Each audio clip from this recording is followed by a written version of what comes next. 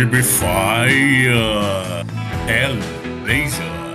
Hoje, realmente, né, o Hellblazer. Pra quem tá acompanhando, né, viu aquele título safadonho lá de Hellblazer Parte 1, Constantine Parte 1, mas era sobre monstro do pântano, né? Mas hoje, sem pegadinhas total, porque hoje começa, sim, com Hellblazer 1, edição 1, lançada primeiramente em 1987. PS, tem uma certa discussão se foi 87 ou 88, né? Alguns falam que ela realmente chegou às bancas em janeiro de 88, outros falam que foi em dezembro de 87.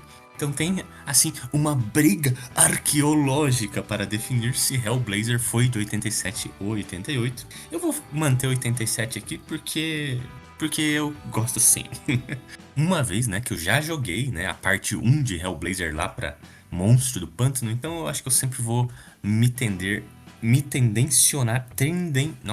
ser tendencioso para um pouco mais no passado da origem deste personagem. Pois bem, antes de continuarmos, se você quiser acompanhar essas historinhas, eu vou deixar o link de compra desta edição de Hellblazer, edição de luxo, livro 1 da Panini, aqui no post deste podcast. Se você não quer acompanhar, só quer ouvir a minha bela voz neste sotaque lindo, você pode só curtir, compartilhar e avaliar, seja a plataforma que estiver ouvindo. Não importa qual seja ela, tem um mecanismo aí de dar uma avaliaçãozinha ou um comentário.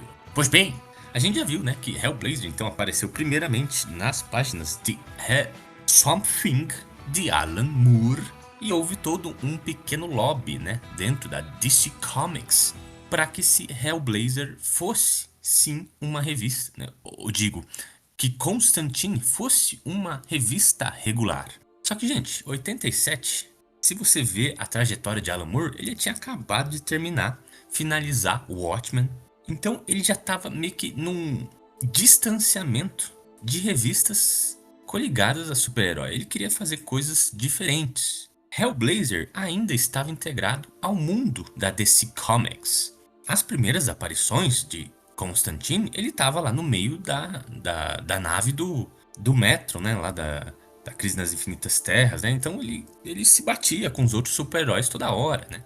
Então Alan Moore, não, por mais que ele tenha um carinho especial pelo Constantine, né? Ele sempre falou que foi muito legal ter criado esse personagem, que ele encontrou o John Constantine no meio da rua, né? Que ele esbarrou no meio do bar com o Constantine, né? E ele falou, puta merda, eu acho que eu criei uma parada que realmente existe. Ele não tinha nenhum vínculo mais emocional em continuar nesses universos compartilhados de DC Comics ou Marvel Comics, né, de ser super-herói, e queria fazer as paradas dele agora mais isoladas. A Karen Berger já estava sondando nessa época outros escritores também britânicos, porque ela já estava fim ou de fazer uma linha ou de fazer um espaço dentro da DC Comics dessa galera um pouco mais underground, grã-bretânica, com histórias mirabolantes como foi o Swamp Thing. Claro, ela nem sabia que essa própria linha de pensamento ia levar à criação da Vertigo Comics, o selo diferentão, o selo adultão, o selo maioral de histórias dentro da DC Comics. Ela encheu tanto o saco do Alan Moore para ele começar a escrever esse troço, ele falou, não, olha só, eu tenho um amigão lá na Grã-Bretanha, ele foi quase meu vizinho, a gente se criou junto ali, nas mesmas regiões. Convida ele, esse cara é um bacanudo pra escrever Hellblazer. E o Alan Moore estava falando do seu grande amigão, Jimmy Delano. Jimmy Delano, ele sempre trabalhou um pouco no background da 2000 AD. Ele teve muitos trabalhos de ghostwriting, mas ele teve alguns trabalhinhos bem bacaninhas dentro das revistas que a gente tão conhece na 2000 AD, como O Juiz Dredd, entre outros. Mas nunca teve grande destaque. O único destaque que ele teve foi aos olhos de grande Alan Moore, do seu amigão Alan Moore, que o indicou. Feita a indicação do Mr. Moore, Karen Berger chamou Jimmy Delano, que aceitou, topou fazer essa continuação deste grande personagem do John Constantine. Tanto que, vamos para a história. ela meio que já arremata, ela já começa, ela dá continuidade exatamente de onde o Monstro do Pântano parou. Assim que o Constantine dá um jeito lá na bruxaria, etc., ele se despede do Monstro do Pântano, do Alec Holland. As primeiras páginas de Hellblazer é ele voltando para Inglaterra, pro seu cantinho, o seu flat. Eu ia falar apartamento, né? Apartment, mas os ingleses, né, sempre se referem ao seu apartamento como o flat, né? Tem algumas passagens que ele fala assim, poxa, aquela treta lá nos Estados Unidos foi bem doida, sabe?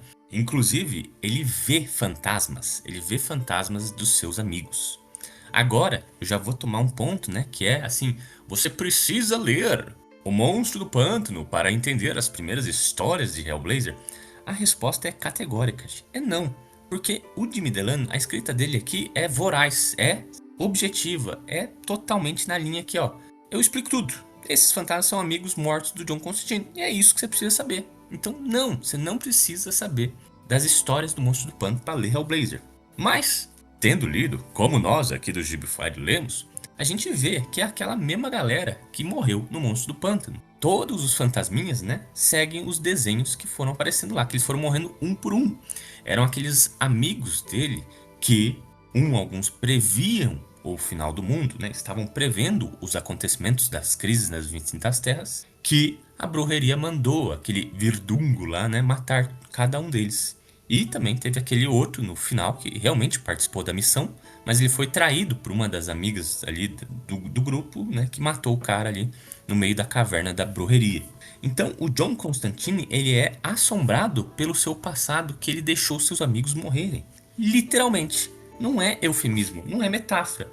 Realmente, eles estão ali, inclusive a menina, que eu esqueci o nome, era Jenna? Putz, esqueci o nome da menina, mas era que ele tava namorando, né, na hora. É uma das que conversam com ele. Chega a falar, ó, John, porra, todo mundo do teu lado morre, né? Tua culpa. A figura que talvez mais assombra é da Anne-Marie, né? Que é a freira.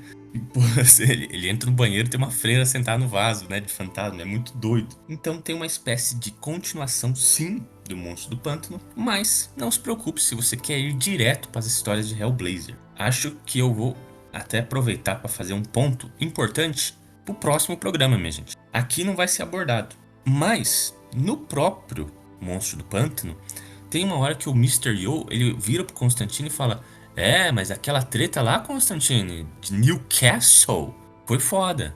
Acho que é citado pelo menos 2 vezes esse negócio de Newcastle, mas o Alan Moore nunca desenvolveu o que foi isso. Aqui, esse grupo de fantasmas, ele é referido como o grupo de Newcastle. Então, esses fantasmas foram muito importantes para o passado do John. Não necessariamente no Monstro do Pântano, né? No Monstro do Pântano eles morreram ali por causa de uma parada muito foda que estava acontecendo no universo. Mas eles pertenceram a esse passado de Newcastle, ao passado de John Constantine, que foi muito importante para ele. Talvez agora, neste momento aqui, na nossa leitura, o ponto mais importante a ser notado é que esse evento foi tão traumático que a Anne-Marie foi virar freira, né? Ele fala, pô, a Anne-Marie ficou tão traumatizada com Newcastle que foi virar freira. Então a gente já sabe, assim, de antemão, que Newcastle vai ser muito importante na vida de John Constantine, mas ela é explorada um pouco mais pra frente. Nesse ponto da história, a gente só tá vendo a vida de John seguir, onde ele volta pro seu flat e ele encontra um amigo, um desses parceiros de Newcastle, que é um que ainda está vivo, né? Ou seja, ele era um cara que realmente fazia parte desses âmbitos ocultos aí do John Constantine.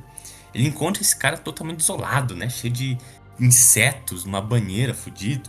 Logo, o John, ele constata que esse cara tentou fazer um exorcismo lá no sul da África e ele realmente tira um demônio de uma criança. Só que ele não consegue controlar esse demônio. É um demônio que domina a fome. E ele prende esse demônio numa garrafa, só que ele consegue ficar doidão por causa do demônio e tenta mandar o demônio pro John Constantine, que morava lá com a sua namorada em Nova York, né? É Jane o nome dela? Puta merda, esqueci o nome dessa menina.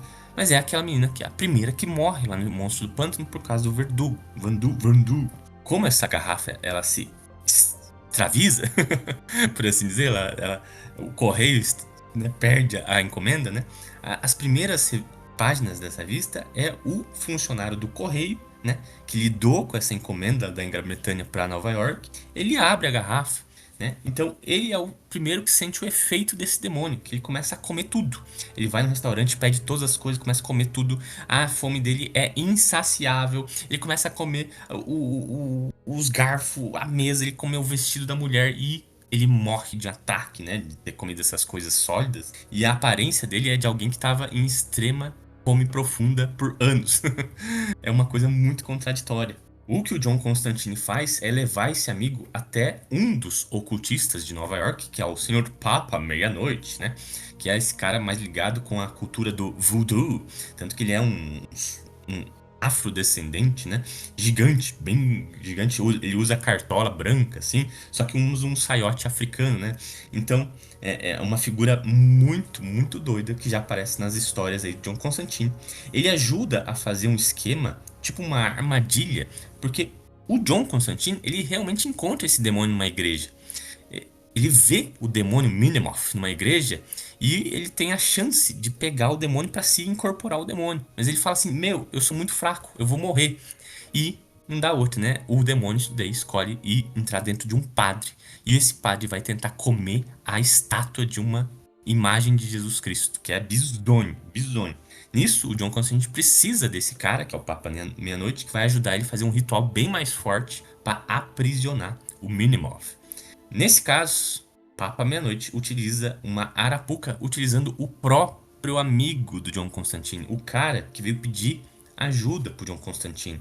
Eles utilizam de um ritual muito doido, que é aprisionar esse amigo dentro de uma cadeira, sentado numa cadeira elétrica que matou centenas de pessoas eletrocutadas. E eles matam uma galinha, formam um pentagrama de sangue, o que faz o demônio Minimoth ser atraído e incorporar de novamente o amigo do John Constantine, e eles conseguem com umas tatuagens aprisionar o demônio dentro do cara. Isso é o suficiente pro amigo do cara e o demônio serem isolados e eles se consumirem mutuamente até que os ambos sejam mortos.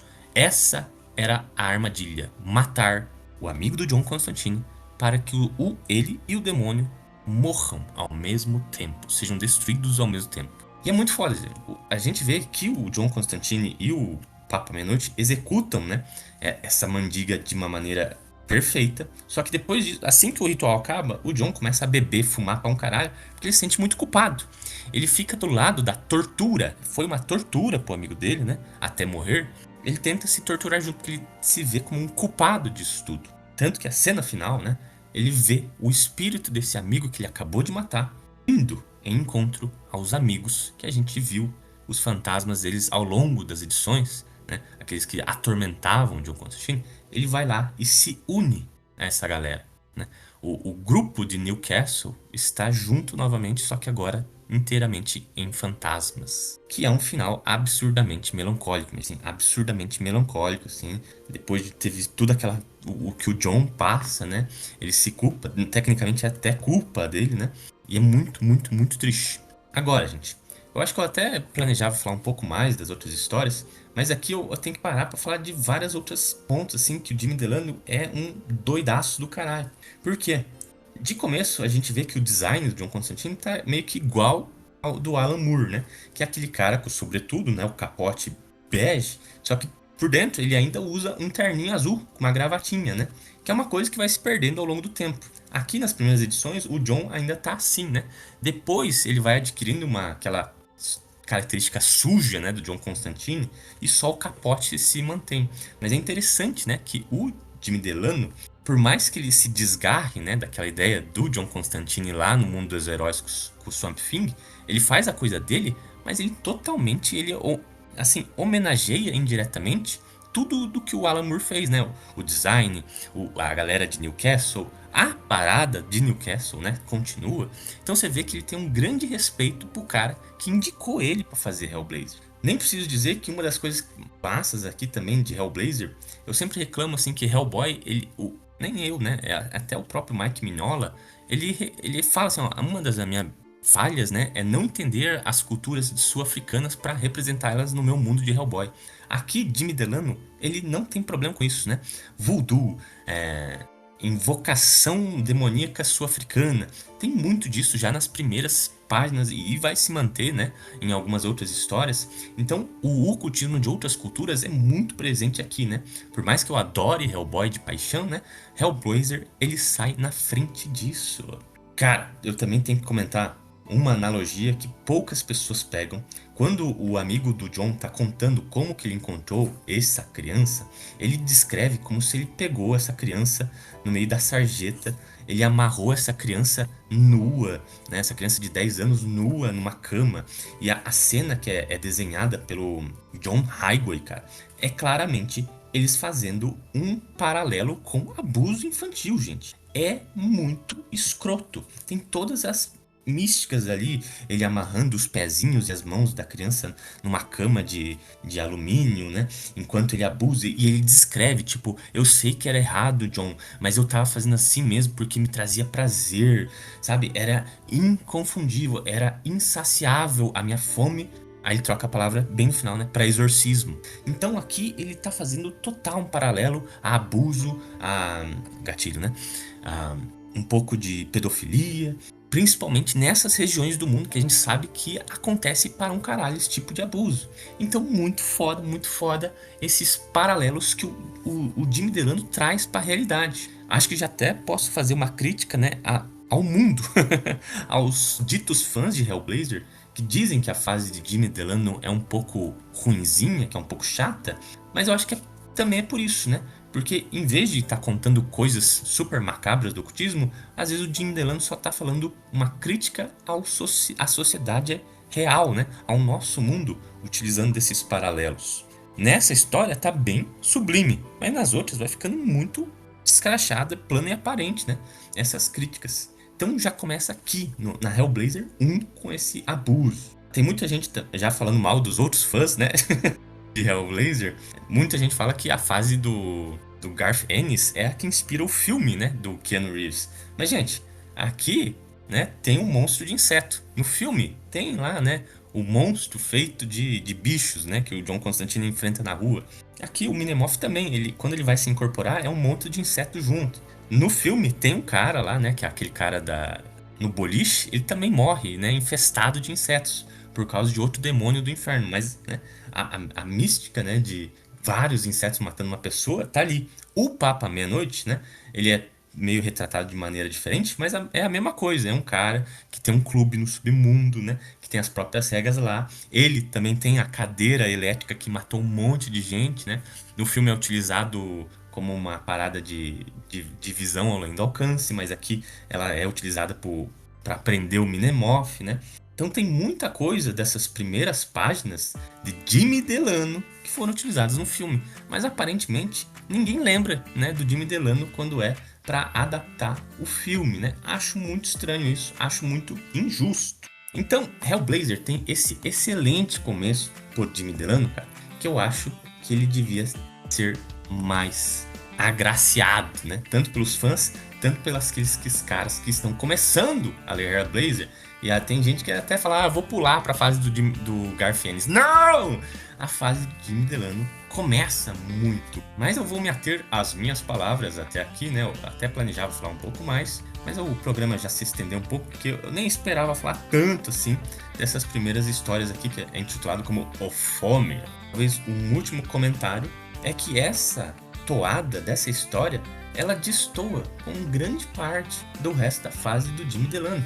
Vai demorar a vir outros demônios muito poderosos que deixam o John Constantine tremendo na base. Os próprios fantasmas do John vão ser abordados em outro momento, mas eles param de atormentar o John, né? Sem muita razão. Pois o John tem uma hora lá e ele fala assim, cara, o mundo é injusto, é isso aí. Só que é uma conclusão até um pouco triste, né? Porque o John, ele consegue tirar esse tormento dele na base do ceticismo, né? Ele não aprende nada, ele não se perdoa. Ele só fala assim, eu sou uma porra de uma pessoa, né? Que é muito, muito triste. Mas a gente fala mais disso em outro momento. Muito obrigado por acompanhar até aqui. A gente se vê no próximo programa de Hellblazer. Até lá!